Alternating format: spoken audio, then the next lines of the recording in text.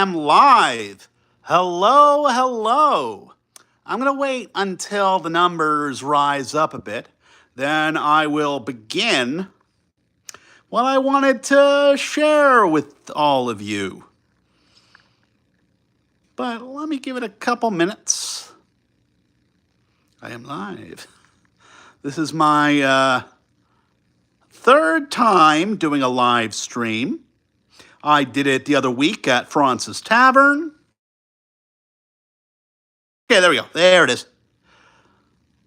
All right. My first live stream that I ever did was at France's Tavern the other week.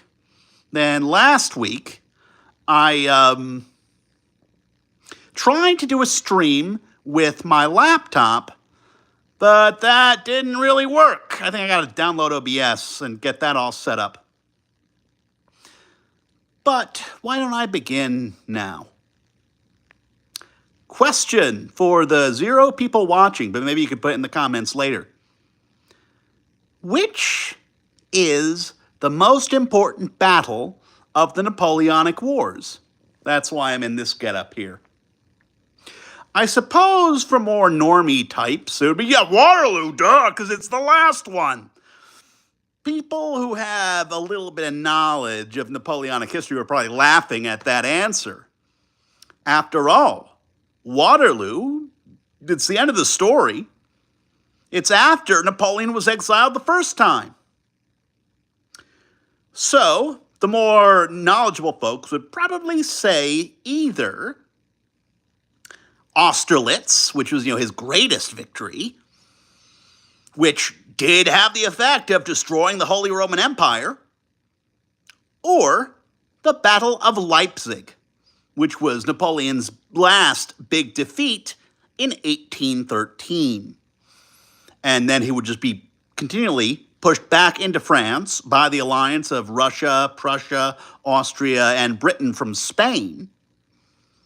So it would be Leipzig or Austerlitz, right? Or let's take a more global view.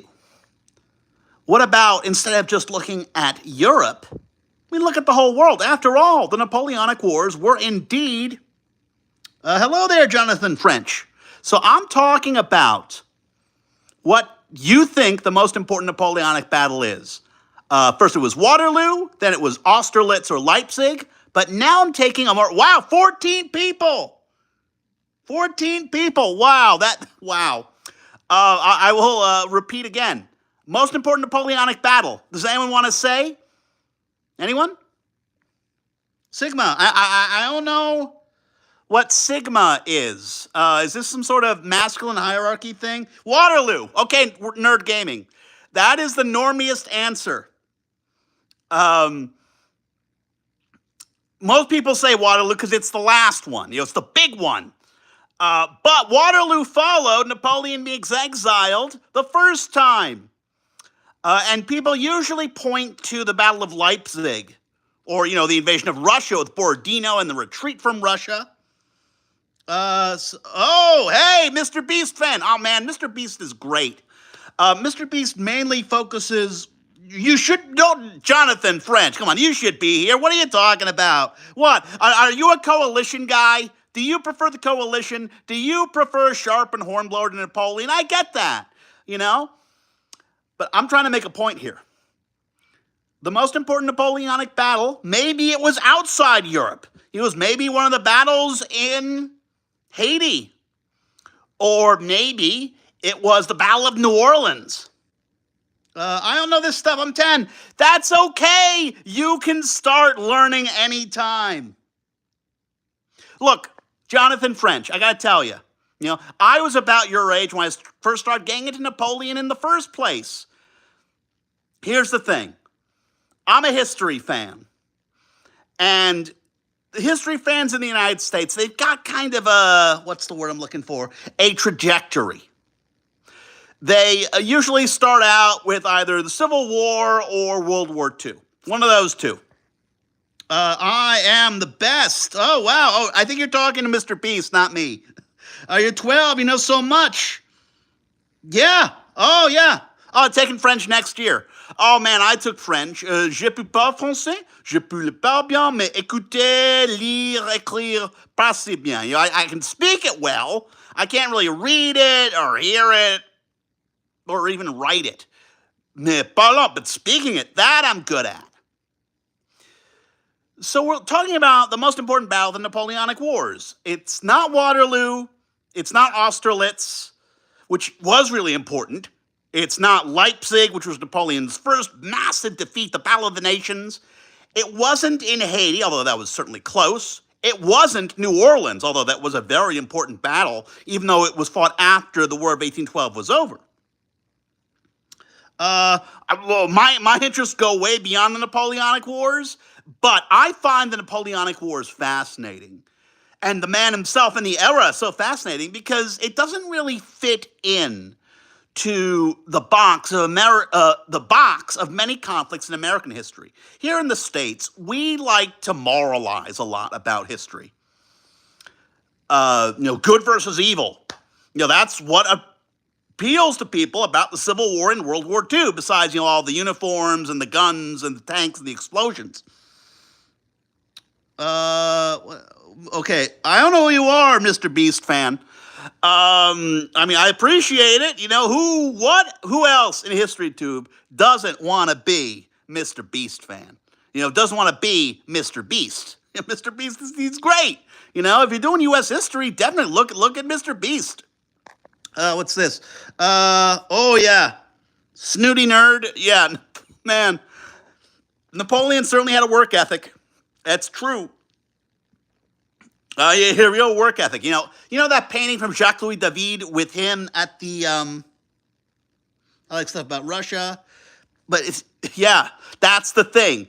Everything happens between 1789 and 1815. Not just, the wars, which, by the way, touched the entire world. There was fighting for the Napoleonic Wars in Argentina, in South Africa, in what would become Indonesia in the 20th century. That's the Dutch and, the Spanish in Argentina. And by the way, the commander who led the British troops for the attack in Argentina, which really led to Argentine nationalism, would be the future leader of the 95th Rifles. Beresford, I forget what his first name was. But of all the global battles of the Napoleonic Wars, wherever they are in the world, very few talk about the Battle of Jena, or Jena-Auerstadt. So basically, you got what's this? Ancient history is also amazing. I'll be honest, ancient stuff is kind of outside my purview. Other people can talk about ancients. I can do maybe basic, middle school level stuff. I could probably point to the direction of people who are more knowledgeable about that. But Greeks and Romans, Celts, Carthaginians, it's not my thing. I'm sorry. I don't know. There's this emotionality to ancient history that doesn't really do it for me. And that's why I kind of love Napoleonics as much as I do. Because you can kind of root for everybody. It's not really good versus evil. Everyone's kind of a SOB. Everyone's kind of compelling in their own way. But that's where the Battle of Jena is so interesting. After Austerlitz, where Napoleon crushes the Austrians and humbles the Russians, the Prussians decide to declare war on him. Now, what's interesting about Prussia is gone. There is no Prussia anymore. That state has been destroyed by the Second World War. And if anyone knows anything about Prussia, they know about Prussian militarism. Just how militaristic the Prussian state was. They would unify the German states in 1871. People tend not to look at the 19th century holistically. They don't use the term long 19th century from the French Revolution to the First World War, and they really should, because it's all connected. From the French Revolution, all the wars around it, to the wars of European unification decades later, to the unification of Germany in 1871 at the expense of France, And France's domination of Germany during the Napoleonic Wars, same with Italy, would lead to the unification of those regions into nation states. And it's at the Battle of Jena where those seeds are most sown. In the 1700s, under mainly Frederick II, Frederick the Great, Prussia really embraced enlightened absolutism, where, the king would basically be in charge of everything, but he would use that power for social betterment.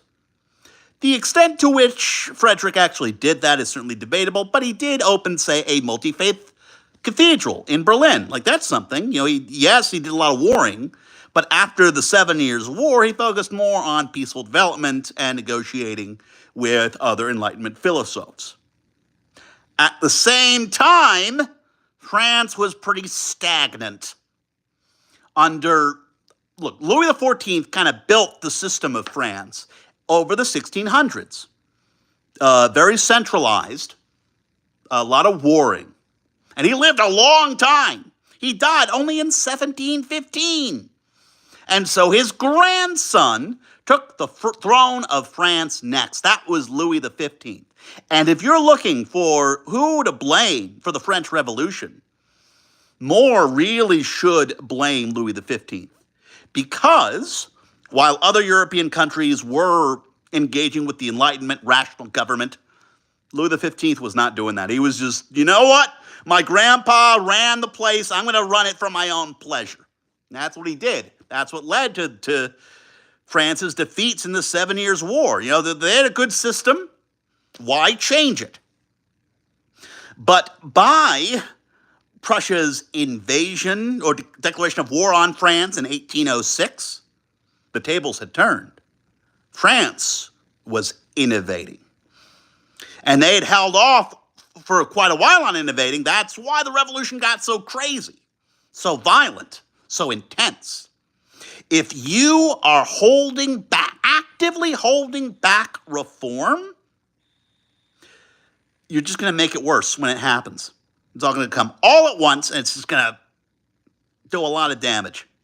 That is why, it's better to go work with reform rather than against it. France didn't do that in most of the 1700s, and the revolution was the result. Prussia was in the same boat in 1806 when they declared war on the French Empire under Napoleon. Napoleon was basically the enlightened autocrat that France should have had decades earlier. And he was pretty successful until he wasn't. But that wasn't clear in 1806. But after the crushing defeat of the Prussian army at the Battle of Jena, that was clear. Prussia was not an innovator anymore. France was. Jena was a university town. It still is. So there were all these students and intellectuals who were around the Battle of Jena. One of them was George William Friedrich Hegel, who was a student of Immanuel Kant. There's a legend, I don't know if it's true, that Hegel saw Napoleon and he said that was history on horseback. That the idea of history embodied by the enlightened absolutist Prussian state was not feasible anymore. The enlightened rational state of France, of the French Empire, was much more effective. And the results of the French defeat of Prussia, it's usually forgotten. If you're telling the story of Napoleon, it's like, oh yeah, Austerlitz, oh yeah, then the Prussians were there, and Napoleon crushes the Prussians, and then he makes peace with the Russians where he meets Tsar Alexander, and there's like a bromance. Is it really a bromance? Who knows? Maybe more than that, They're kissing each other on the lips, the emperors of France and Russia. Who knows, And meanwhile, what's this? In my opinion, to do 500 years. Okay, nerd gaming. Nerd gaming. You are picking a 500-year period. 1492 to 1991. Could you explain more about why you picked a 500-year period? Could you get more specific? I'm waiting for your response. 1492, 1991. I mean, no one lives 500 years. Institutions, very few institutions survive 500 years. Religions, they do. There have been some hotels in Japan that are like from the 600s. 1492 to 1991. I just don't think that's accurate enough to be useful. It's too broad. Like, looking at 150 years, that makes sense. That is probably the widest span of time I'd consider acceptable for a tool of analysis. I mean, yeah, lots of crazy stuff going on. So what? You're basically going from Columbus's exploration of America to the collapse of the Soviet Union. Well, I think you should shorten it a little. A little. Can you justify your choice? That's what I'm mainly asking you to do, Nerd Gaming. Instead of just 1492 to 1991. Because I'm basically arguing that the most important battle of the Napoleonic Wars was the Battle of Jena in 1806. Whereas most people would say Waterloo, or Austerlitz, or Leipzig, or Borodino, or, stuff in Serbia, or Greece, or Argentina, or New Orleans. But I argue the battle at a Prussian university town was actually the most important, because that is what made the Prussian state reform itself. After their big defeat, they went through all these reforms. What's this? Okay, like 1600s, the early 1900s, yeah, and I agree with that stuff. It's just I don't encounter history fans often. I'm sorry, no, that's fine. No, talking is good. Let's talk. Talk is awesome. But, it makes me so sad that you don't encounter history fans often, especially on YouTube. There are tons of YouTube historians out there. There was someone here talking about Mr. Beat. Mr. Beat is awesome. Check out Mr. Beat. Check out Atun Shea Films. Check out Brandon F. These guys are amazing, and they're great places to start with. If you want, something that's more small and digestible, someone else we're checking out would be History Matters. Now you got a bunch to check out. And they're fairly approachable guys. The fact is, the more history you learn... Oh, what's this? Yay! Yay! Yes, always yay. The more history you learn, the more you find. So the way school history works is they give you the broadest view, and they might tell you or show you how to go further. Oh, man, my face is so red. Yeah, I got sunburned. How long will it take for me to retain normal color in my face? We'll see. But I like my beard. I was never able to grow a beard. But the Napoleonic Wars was not the golden age of beards. That was decades later. And it wasn't beards, it was mutton chops. But Prussia tends to get forgotten during the Napoleonic Wars. And they shouldn't.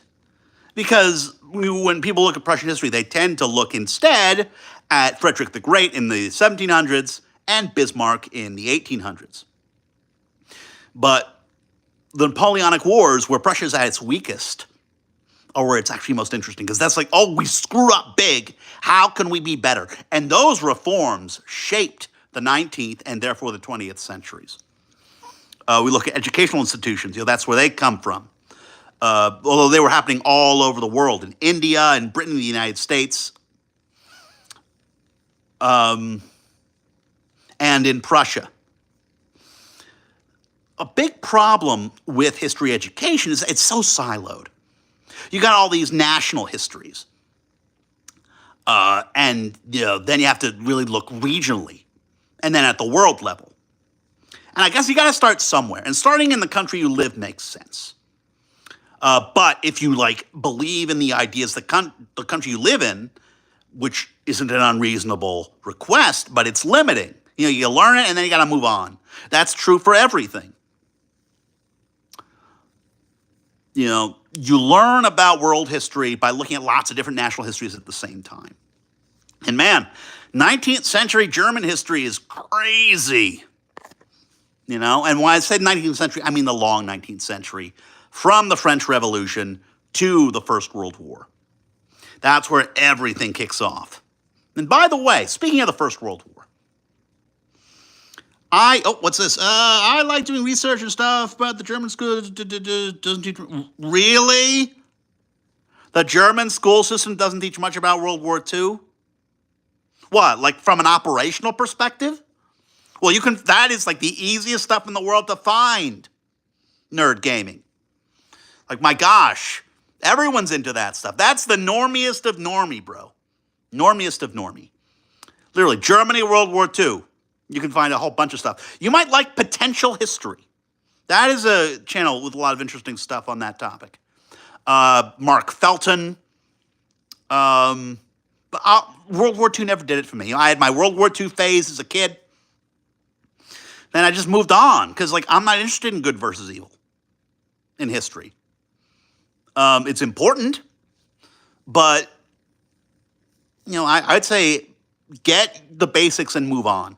I don't even play Hearts of Iron, partially because it's too complicated. Oh, what's this? Okay, yeah, you and a lot of people. A lot of people get into history through World War II. It's a very common thing. But, yes, I think you're a young guy, right? You should move beyond it. Don't stay within the 6-year period of 1933 to 1945. Gather what you want. But, what's this? So-called history kids when the teacher doesn't know. Brandon Enough. Thank you for coming, Brandon Enough. I appreciate it. All right. Tiger 2 tank, best tank. Yeah, man. History has to move beyond tank worship.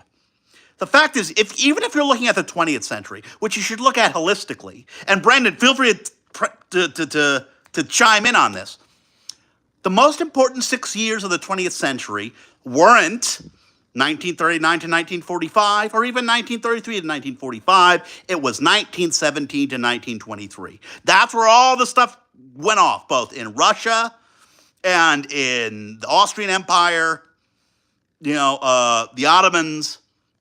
There was no stable government in the world between the Rhine and Pacific Oceans. I'm adjusting to the First World War.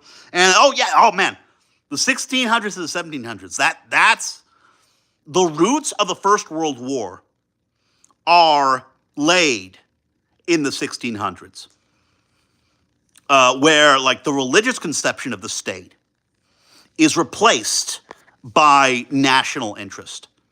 Even in the 30 Years' War, pike and shot stuff. You think it's Catholics versus Protestants, but then the hexagon, France, sides with the Protestant Swedes. Oh, what's this?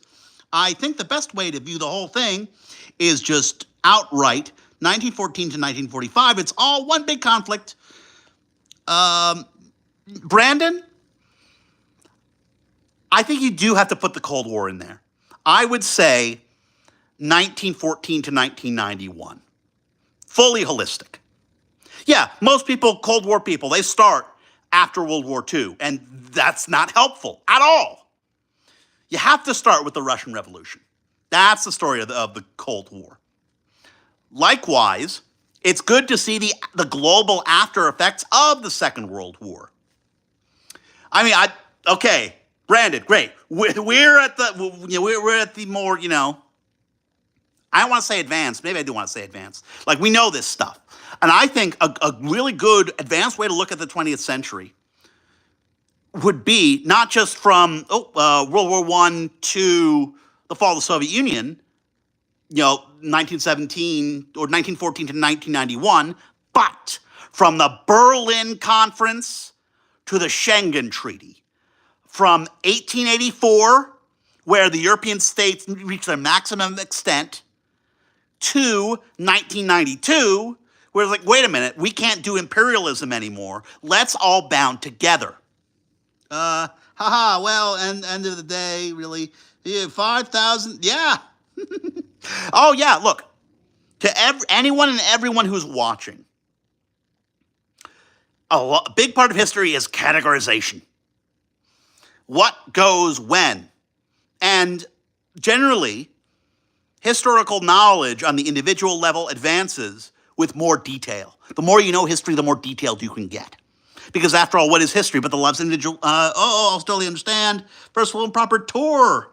Oh, okay. If any of you are in Boston, look up Brandon F. He does tours. They are amazing.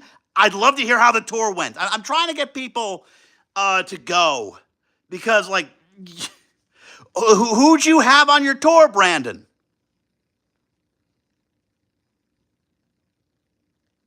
All right, I'd love to see how the tour went. Please do more promotional videos out of it. I want to get some filmmakers to go. Oh, what's this? And I found American history is fun to learn, like how this college is expanded. All right. Nerd history. Oh, a guy who actually just happens to be in Boston. Oh, wow. Oh, that's great. That is great. Brandon, you really should try reaching out to Bob Chipman. If he says yes, that would be like, wow. Okay. Nerd gaming. I've got a Simpsons image for you where it's Uncle Sam. He holds the world in his mouth. He's bitten a bite out of it. He says, try and stop us. And I think that's probably more explanatory than the greatest country in the world. I mean, who could stop us? You know, the westward expansion, it wasn't just the advance of civilization, quote unquote. It was the movement of a polity that was in many ways very innovative. And innovative because of the frontier. Okay, you want to hear something controversial? I got to look into it more. But I think, Jackson Turner's frontier thesis, there's truth to it. But, it's bad. Yes, the frontier shaped American culture. Because who else, could stop the advance of the frontier? Because polities are defined by their physical geography. And their political geography is determined by physical geography. The state is by its very nature a violent entity. No matter how democratic it is. After all, what's this? DJ Cat. Hey! DJ Cat. Oh, favorite absolutely bonkers thing. Yeah. Oh, man. Snooty Nerd. If you haven't, please check out Brandon F. He's amazing. All right, I got to think. What is the most absolutely bonkers thing that happened in history? Oh, man. Absolute most bonkers thing. The first thing that comes to mind is the affair of the necklace in, pre-revolutionary France with Marie Antoinette. But no, I don't think so. Oh, I know. Oh gosh, the Kornilov Revolt. Yeah, the Kornilov Revolt between the February and October revolutions in Russia. It was like a total shit show, and it was a really important shit show. We started to cultivate wheat. Oh, come on. Wait, Brandon, you're okay with the agricultural revolution? We humans yearn for the sea. The getting onto land was the real mistake. Oh, was Snubby the dog? I don't know that story, Nerd Gaming. I want to hear about it. Is it like Wojtek? Yeah, water is scary. Water is return to crab. Evolve into crab. Crab dance. Crab people. Brandon, I get the fear of the water. Wait, but hold on. You're from the Midwest, right? Didn't you have access to all those rivers and lakes? But I get fear of water, So I take it, Brendan. I don't know if you're a Pokemon guy. I get it if you're not. But I take it you were a Charizard. See, I keep going back to Napoleonics because it's infinitely explainable while also being neutral. No! Brandon, no, don't be a fire type. No. Squirtle guy, man, Squirtle guy. But comparing these two totally separate things. Pokemon, by its size, is a culturally unifying force. And it's a peaceful culturally unifying force.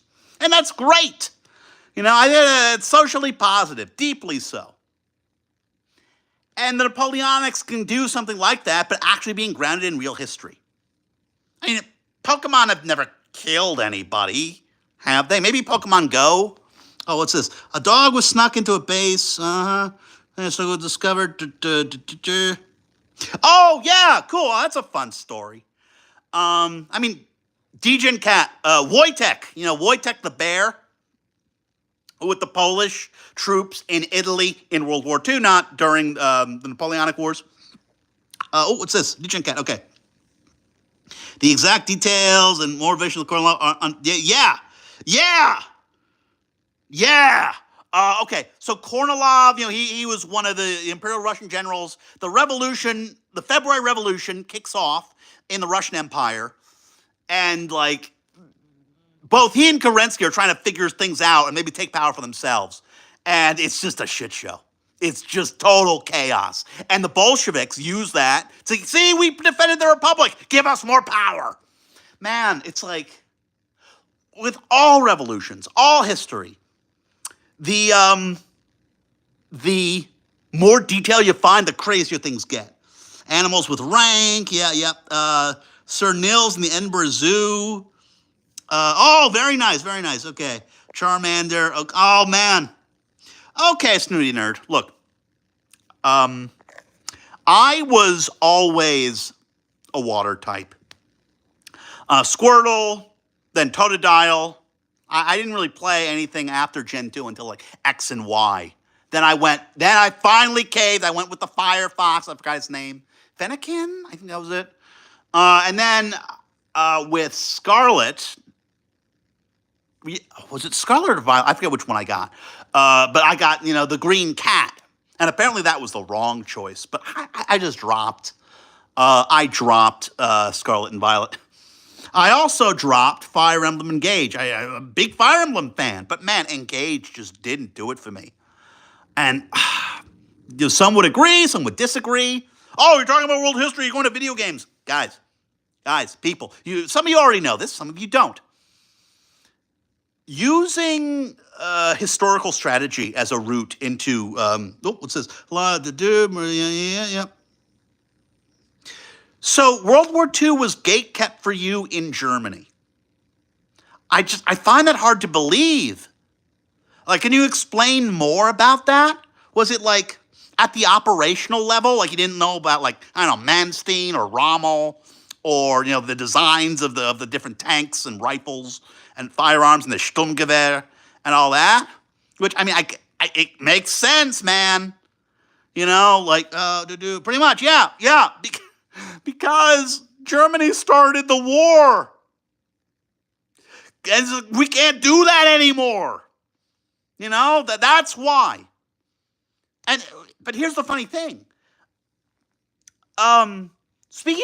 So let me tell you my theory. I'd be interested in hearing what you all think. Wargaming, despite or maybe even because of its elements, is actually the best tool for international peace. I stand by that. It's the same basic idea behind, the UN supporting sports programs. Healthy competition. But instead of just sports, it's, okay, let's actually look at tools of state power. Let's look at armies. And with military history, video games especially, you can choose your side.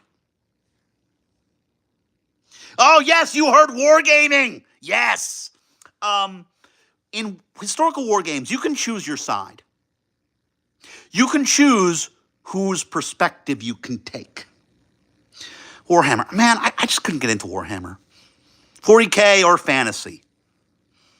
I couldn't even really get into miniature wargaming. It's you gotta do a lot of things. Okay, favorite bunker story.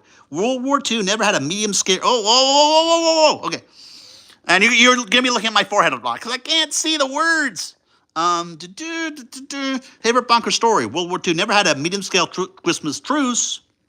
But, okay, Guadalcanal, 1943, Christmas Eve. A starving Japanese lieutenant who spoke English stripped down to his underwear, pretended to get drunk, wandered to the American camp, spent 3 hours kind of hanging out with U.S. troops. Oh, that's nice. He got loaded with some food, brought back to do. Oh, that's a great story.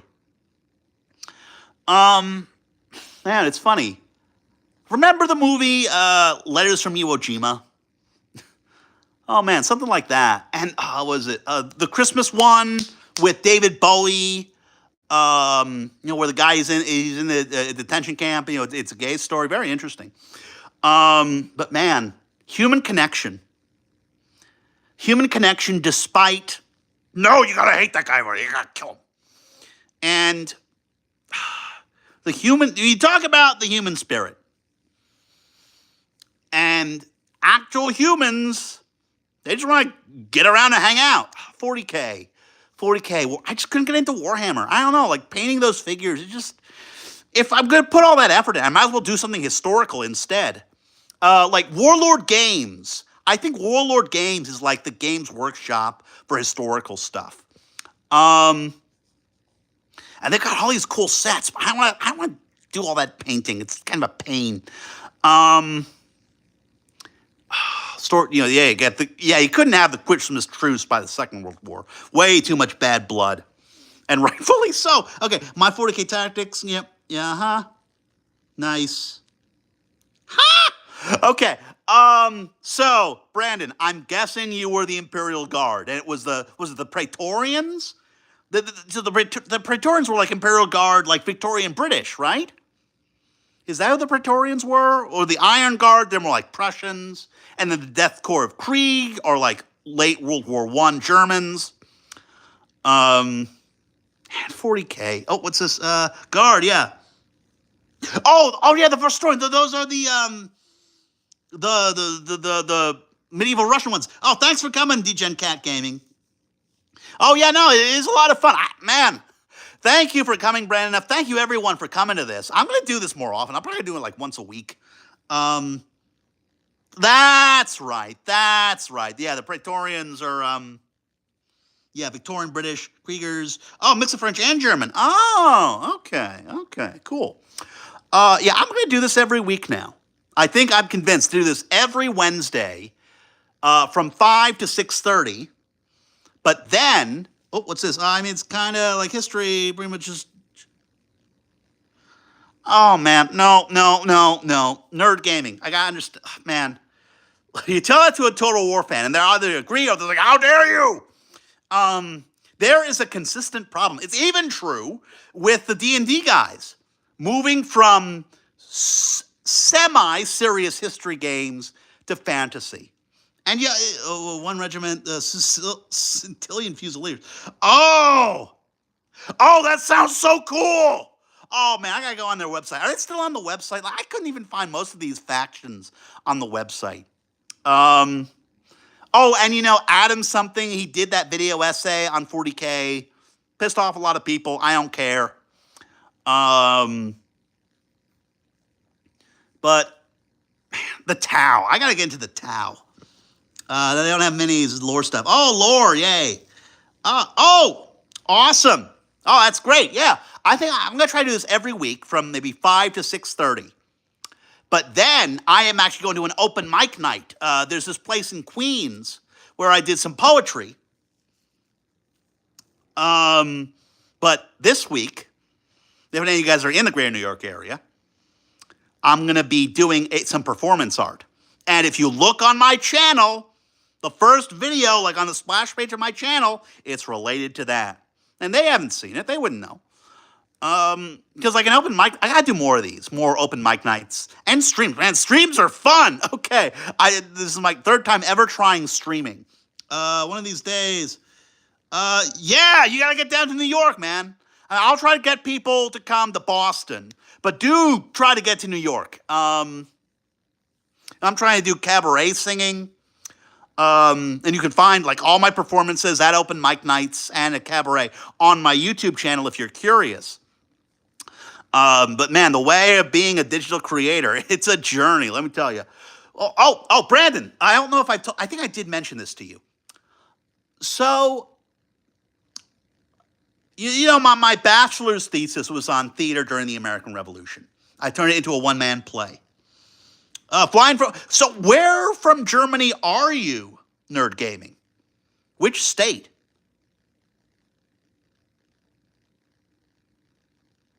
You time to respond. Brandenburg, Bavaria, Saxony, Westphalia, Baden, Württemberg. I don't really know the German states that well. But see, that's what's interesting. What's this? Hello, Edwards Branchline Productions. Howdy. All right. Look, I got to explain something. Edwards Branchline Productions. I got a question for you. If you're following me.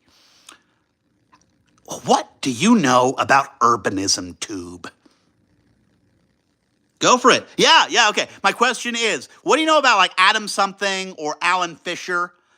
These YouTubers are really focused on urban planning and railways. Railways, not Lower Saxony. Lower Saxony. Oh, Lower Saxony. That's in the Rhineland, right? That's not the Saxony south of of Brandenburg. I've been to Berlin, Potsdam, Leipzig, and Dresden. Oh wait, Nerd Gaming. Oh, right. No, you're in Lower Saxony. Yeah. Well, if you ever get to Dresden, Dresden has the best military museum ever. But it's probably easier for you to get to Brussels. And Brussels also has a great military museum. There's a lot of stuff. You just got to find it. I have to get going. Well, hey, Brandon, thank you so much for coming. Really appreciate it. And yeah, best of luck with all your tours. Keep me informed. And if anyone here is in Boston, hit up Brandon F. So, Edwards Branchline Productions. Let me tell you, I've always wanted to connect these three different strands. You've got, the Thomas fandom, which I've been following for 20 years. I saw it grow from the SIF. I'm DMman33. If you don't know, this is a great video. Brandon, you're heading out. That's cool, man. I've always tried to connect rail enthusiasm with policy, with culture, and history. So I guess that's 4. Oh, what's this? Brussels, February. Understandable, snooty nerd. Definitely understandable. Yeah. The Belgian beer culture. I should go back to Belgium. That'd be a fun thing to do. Brussels is a beautiful city. And all the beer. But I'll be honest, I love British beer. I love lager. Yeah, lager's okay. But British bitters, which you can't find over here. Very rare. It's very rare because our beer culture, it was built by Germans. Anheuser-Busch and all that. And, of course, Prohibition killed all that stuff. My favorite beer is British beer. Bitters. But we can't, no one really does that. Everyone's really into IPAs. Excuse me. So, Edwards Branchline Productions. What have you been working on, man? I've just done voice work for various things, and I'm very happy to provide voice work for you, too. My Thomas fandom voice work is stuff I'm the most proud of. But, and I'm actually kind of working on a project here. One of the problems of the fandom is it's kind of insular, and I understand why, but there's opportunity here. Rail in this country, on this continent, it's not a bipartisan thing. But there's been a movement. Hey, let's refocus on rail. And what do you think primed us here in the States to really be into rail? Oh, what's this? Episode 6 of your series, planning on season 2, reworking railway series stories. Oh, that's cool. So you're combining the railway series with the TV series. That's awesome. So for those here who are curious, who don't know, a lot of people here in their 30s, maybe even 40s, grew up on Thomas the Tank Engine. It was Shining Time Station. And actually, I sing the Shining Time Station theme for a Broadway, well, it was near Broadway, Broadway audience, because I was doing a cabaret show all about trains. I did the Shining Time Station theme. I did Great Big Rollin' Railroad. Man. I got to Bruges, but they had a Tintin store, and I was more concerned with my Tintin book than actually looking at Bruges. I hear Bruges is a beautiful city, but I was too much of a dumb kid to notice or appreciate it. Let's see. How this stream's going for 40. I think we'll do 15 more minutes, then call it. But thank you all so much. This has been a really fun stream, and I'm going to try to do it every week now. Or maybe I'll change around the time. Maybe I'll do another one. I got a lot going on, man. I've been doing a lot of songwriting as well. I want to learn, how to compose. Oh, what's this? Okay. I'm working on Spencer's story, adapting Henry and the Express. Ooh, very nice. So, what's this? Trying Time Station. Okay, here's the thing, Snooty Nerd. Look, you probably know that I'm a hardline Audrey purist. I'm like, no, keep the magic stuff away. You can find magic anywhere else. But what makes, the Thomas stuff unique is that it's not really about the magic. It's about the trains. The trains aren't metaphors. They are trains. But if instead it was more about connecting like rural Pennsylvania or the Midwest or something on the transcontinental to Wales, that is the way you bridge that gap. I had UK fans, US fans, and their cultures are very, very different. In the US, it's more about, the magic and friendship and all that. Whereas in the UK, it's about the trains because the trains are actually there. Oh, let me show you something. Hold on. I'm going to put this down for 1 second. Oof. Hold on. Where did I put it? No. Okay. One sec, guys. I'll be back. Here it is. It was right here the whole time. So I got the wreck of Penn Central. The fact is, our world in the United States was defined by this event, the wreck of the Penn Central, where the Pennsylvania Railroad and the New York Central Railroad merged, and it was like the worst. It was the biggest and the worst merger in history. It destroyed both companies, and it led to the creation of Amtrak. Now, what's so great about the Railway series is it covers, through children's literature, the evolution and development of the British rail network in the mid-20th century. But a lot of Thomas fans, we glom onto that, and we kind of lose sight of what was going on in our own country, on our own continent, which is equally fascinating. And, you can make some good Railway series-style stories out of it. With a GG1, an old GG1, and the route from Philadelphia to Paoli. That was the center, the economic nerve center of the Pennsylvania Railroad. Whereas with the New York Central, you got Cornelius Vanderbilt. You've got the robber barons, the robber baroniest of the robber barons. There's those people who say the robber barons don't exist. I'm like, nah.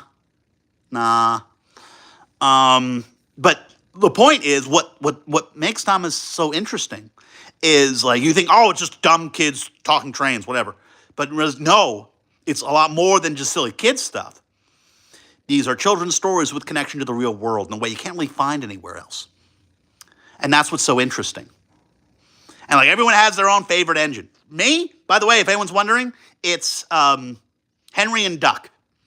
And I there's so much I can talk about here. I was going to talk about, European history, world history, and how, all this stuff matters. Everything matters.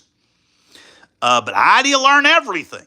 By being eternally curious. It was an insatiable curiosity, to quote, what's his name? He wrote .007. Rudyard Kipling. Rudyard Kipling did a story about trains. I got to read it. I should read it for the channel. I should also just do a reading of the Declaration of Independence, you know? Oh, what's this? Ian Fleming. Ian Fleming? Did Ian Fleming do a story about trains? I know Rudyard Kipling did, and I gotta read it. Ian Fleming. But I mean, he's mainly known for James Bond, the James Bond books. You're back. It's okay. It's okay. And by the way, I mean, I'm gonna put the stream up. You can look at it. But I think we'll do 10 more minutes. Then I'm gonna call it a night. But this is fun.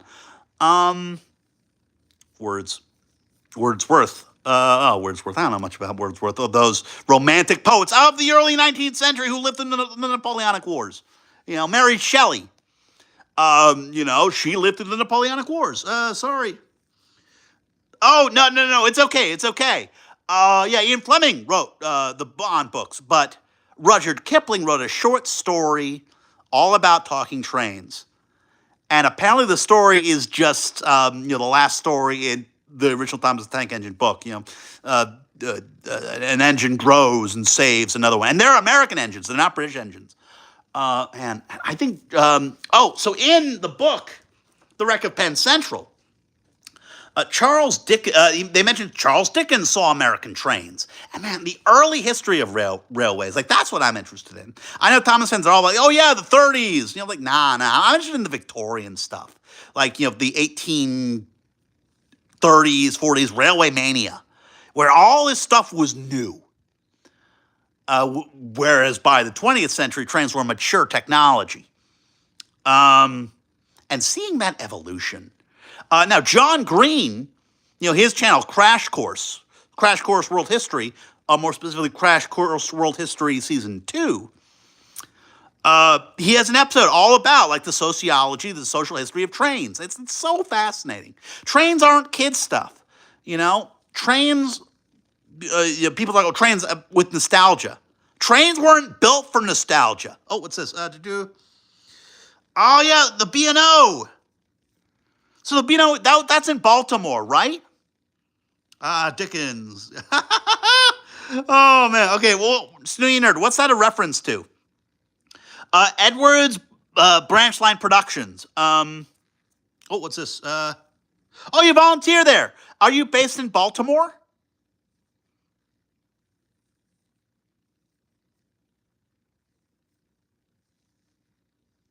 Yeah, Baltimore. Oh, nice. Oh, cool. So now I know some more people in Baltimore. Cool. So you've been to Fort McHenry, right?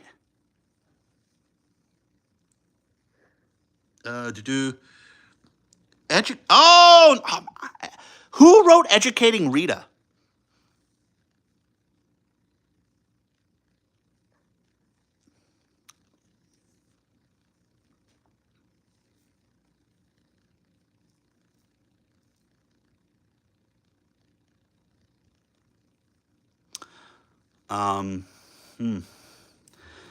Who wrote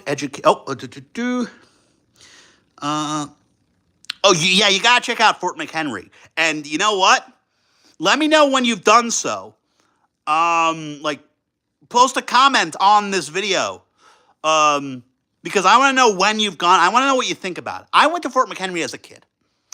And it was in, I think, the 90s. Either 90s or early 2000s. And there's something about it that didn't feel right. EBP, Edwards Branch Line Productions. Take a look at, I do a video about this show called the 1812 Undershirt. And you might find it very interesting. Because when you learn about Fort McHenry, you know, the British Battle of Baltimore, the War of 1812 was a war of aggression on the part of the U.S. state. And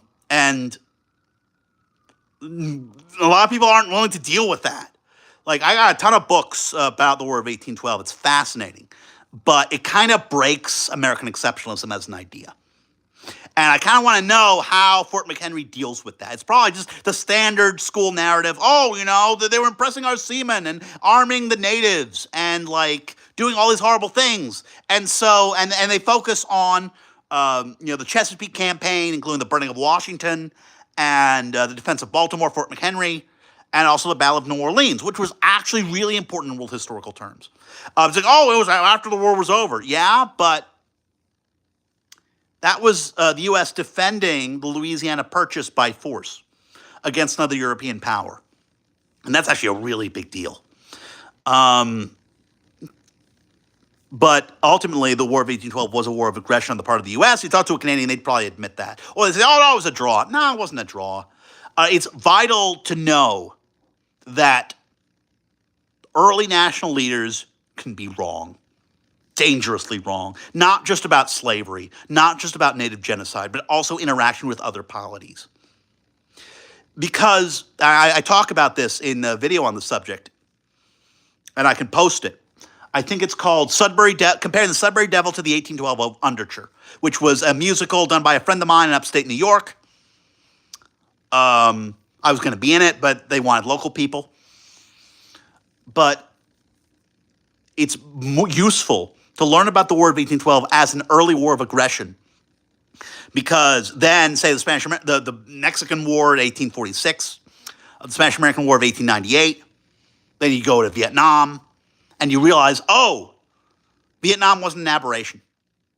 Iraq wasn't an aberration. The country was always like this. But not because of foreign American exceptionalism reasons, but that's just how countries are. Any country would do the same thing given the same situation. Whether the French Empire or Republic or Kingdom, the Prussian Kingdom, the German Empire, the Russian Empire, the Soviet Union, the Ottoman Empire, Chinese Empire, Japanese Empire, states like to eat land. And I know this is a bit of an anarchist argument, but, the great thing to be developed in the 20th century, in the long 20th century, was, after the Second World War and the horrors of that, the idea, hold on, we got to have a system of rules. We can't just be eating land anymore. Of course, the past few years have shown people want to bring that back. But we also know where that leads. Nowhere good. All that death, man. Will it get better? Will it get worse? It's too horrifying to think about. That's why I go back to the Napoleonic Wars. There, bring it all together. Bring it all together. That's why I go back to railway history. Napoleonic Wars, because it kind of connects everything together. And after all, the first experiments with trains were in London. That was Richard Trevithick's steam fair in 1808. You've got experimenting with schooling systems in France, in Prussia, in Britain, in America. You've got, obviously, warfare, which isn't like the First World War, but with the mass levies, the nation in arms, not to mention, riflemen, rockets. Well, I've been talking for an hour. It's been a lot of fun. I think I'm going to do this every week. Thank you, guys. Tell more people about this. But I think I'm going to sign off now. Maybe next week I'll do more. And it's been a pleasure talking to all of you. It was great seeing Brendan F. and more people. I like connecting the Thomas fandom with rail activists, with historians, especially of the Atlantic world, especially looking at the British Empire, because as Thomas fans, we have a connection to Britain that most people don't have. There's a fundamental contradiction in American life and American culture. I talk about this in my other stream, but it's more long-winded. And it's about the relationship between the United States and Britain. Because if it's just the American Revolution, it's all dictatorship and then Churchill, which makes no sense. But if you grow up with British cultural products like Roald Dahl, C.S. Lewis, and yes, Wilbur Awdry, you think, wait a minute, this hatred that's part of our national identity doesn't make sense. Because they make cool stuff. How do you square the demonic redcoats burning everything to Churchill defending the world from Nazis? To, wow, these guys built a great rail system. The reason why history from railways to old wars is so important, to wargaming as an art form is so important, is it gives you empathy. You can see things from other perspectives. Sure, entry level, you need to feel this way about where you live. And I mean, okay, I guess that's maybe necessary. But the more you look, the more you realize, hold on, history is made up of people, individual people, and the institutions that bind and unite and form them. And that's pointillist. History is pointillist because you could look at one individual life. You could look at one institution, whether it's a country or a religion or a railway or a story, book, movie, game. They all exist in time. And they're all made of people, individual people. History is pointillist. And that's why it's so fascinating. And I think that is a good note to end on. Have a lovely night, everyone.